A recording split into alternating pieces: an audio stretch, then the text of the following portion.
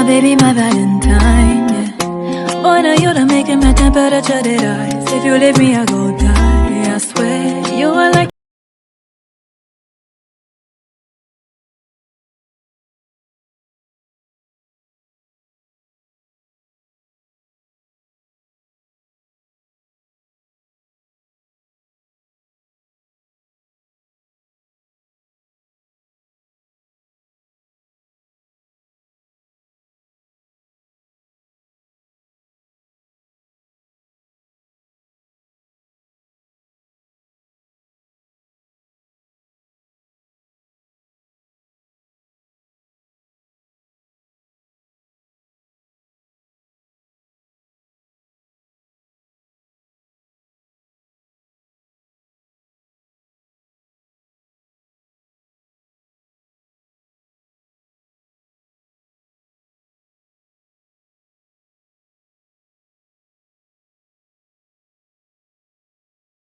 welcome to my YouTube channel. So I want us to talk about this past week's evidence, like fully when it comes to what happened, what was happening, and what the defense was doing.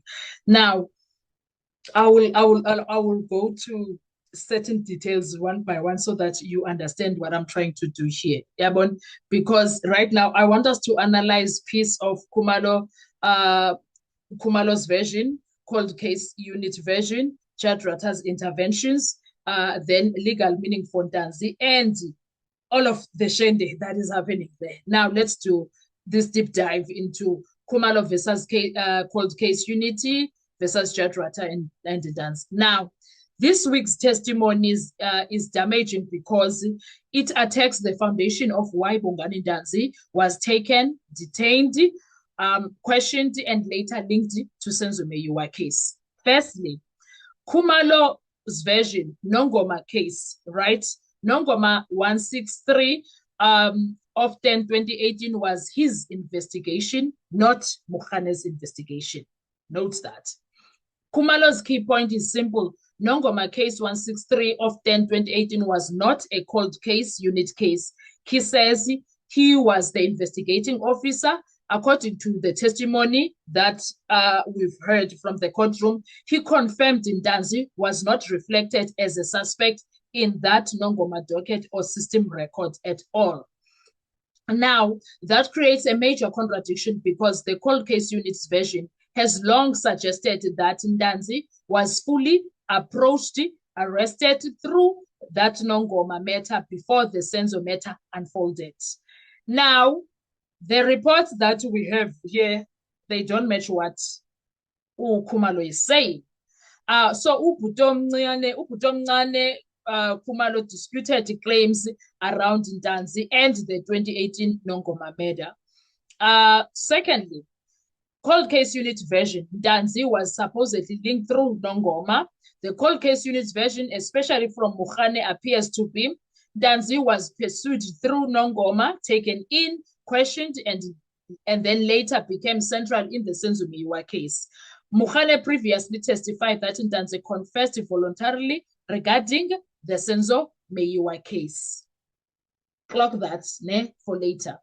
But here is the crisis. If Nongoma was the door used to reach Ntanzi, Khumalo's testimony suggests that that door may have been defective, misleading, or not properly grounded in the actual investigating docket.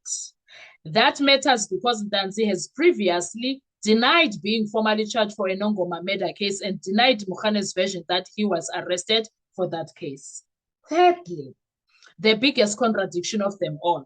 The contradiction is not small, it is this.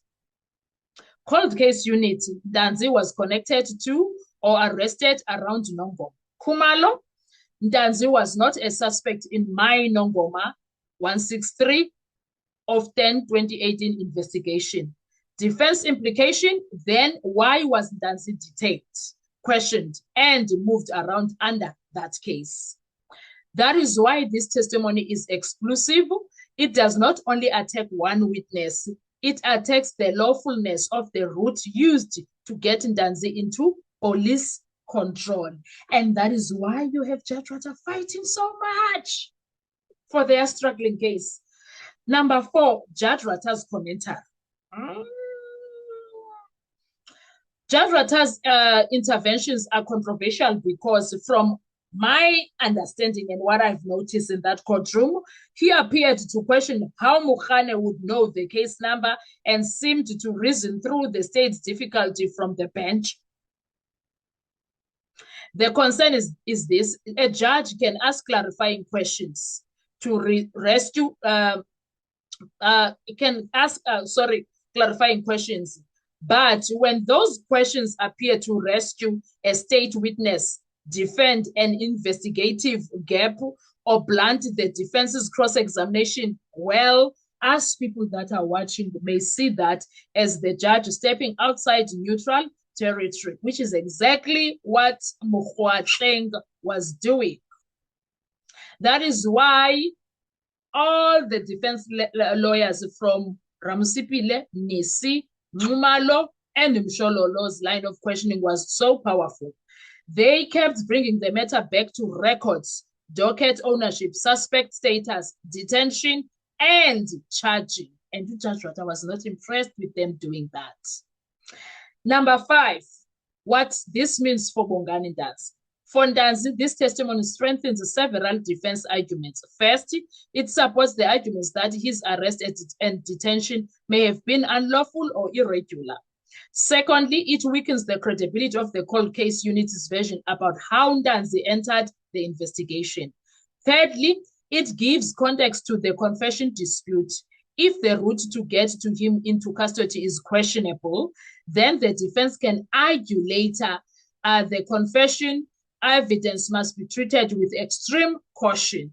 Fourthly, it helps Ndanzi's version that he only heard about the Nongoma Meda allegation later in court, not as a genuine lawful basis at the time.